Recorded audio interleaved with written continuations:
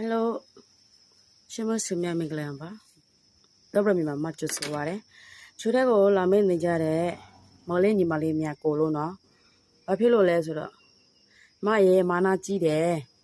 မရဲ့မာနာကြီးတယ်မရဲ့မခေါ်ချင်ဘူးလားမေးတာလည်းမဖြေဘူးလို့ပြောနေတာအဲ့လိုမဟုတ်ဘူးနော်မမကအလုံးတွေများနေဆိုတော့ကိုကိစ္စနဲ့ကိုကိစ္စပေါ့ကွယ်အဲ့လိုမျိုးလို့တွေများနေတယ်ဆိုတော့မဖြေလို့မအားပါဘူးရှင်ဒီအားတဲ့ခြေလေးတွေလာပြီးဖြေပေးပါတယ်ခုကလည်းမိုးတွေကတအားရွာနေတယ်ဆိုတော့လေဘယ်လိုပြမလဲဆက်ရမကောင်းဘူးနော်ဆက်ရလေးလည်းမကောင်းဘူးနောက်ပြီးဆိုရင်လိုင်းတွေတိတ်မကောင်းဘူးနော်ဟိုအဖြစ်တရားဖြစ်ဆိုတော့လေလောက်လို့သေးဟိုဟာလေးမဖြစ်ပါဘူးရှင်ဒါကြောင့်မေတ္တာရခါပါတယ်ရှင်ကျေးဇူးပြုပြီးသိခံပေးပါလို့နော်အားလုံးကိုချစ်တယ်မလေးညီမလေးမမကိုလို့ပေါ့ရှင်ချစ်တယ်နော်ထားရရှင်မလေးကိုလို့ဒါပေမဲ့မမကဘာဖြစ်လို့မဖြေလို့မပေးမအားဘူးဒီမမလည်းမမရဲ့ကိစ္စလို့ဟိုကိစ္စဒီကိစ္စပေါ့ကွယ်အဲ့လိုမျိုးပေါ့ဒါပေမဲ့မမကိုသိချင်မိချင်မမရဲ့ message ကိုလာမေးလို့ရပါတယ်နော်မမတို့လေအဲ့ဒါဆက်သွယ်လို့မေးမြန်းလို့ရပါတယ်မမကလေဒေါက်တာဆိုရင်မလုပ်နေတာစင်ပြေလားဘယ်လိုနေလဲလို့မေးနေကြတယ်ဒါပေမဲ့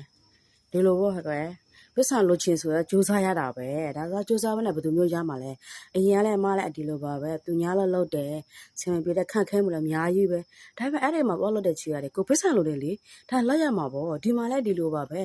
ဒီဆောဝဲလေးကဘယ်လိုမျိုးကောလဲဆိုတော့လေကိုမဖော်တလဲရှိုံနဲ့ပစ္စည်းထိုးလို့စရာမလိုဘူးရင်းနှီးထိုးစရာမလိုဘူးနော်သူအလကဖိသေးတယ်သိလားပူရှင်းရှိထောက်လေအလကယူလို့တောလို့ရတယ်နော်မမတို့ကလည်းအဲ့လိုပဲယူပြီးတစ်ထောက်လောက်ဖြောတောက်လိုက်တယ်နော်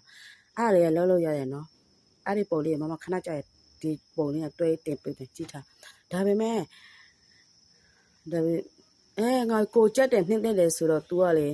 ကိုအန်ဒီလေးယူလိုက်ပြီ तू ကိုပစ္စံလမ်းကြောင်းကဖုတ်ချင်တယ်ကဖုတ်လို့ရတယ်ဒီလိုပဲကိုတစ်ဖက်တစ်လက်ကဝန်ငွေတွေရတာပေါ့ကွယ်မမကအခုလုံးမရှိလုံးနေကြပဲမမလည်းအခုလုံးဆယ်ရလေခဏလေးနားထားတယ်လုံးတွေလည်းများနေတော့လေအဲဆိုတော့အဲ့လိုမျိုးပေါ့လုံးရှိတယ်အပြင်လုံးလဲတယ်ဒီဖိုးထက်မှာလုံးကိုလည်းလုံးပါတယ်မပြပါဘူးရှင်လုံးနေပါတယ်နော်အဲ့ဒါလည်းလာပြောပြတယ်နော်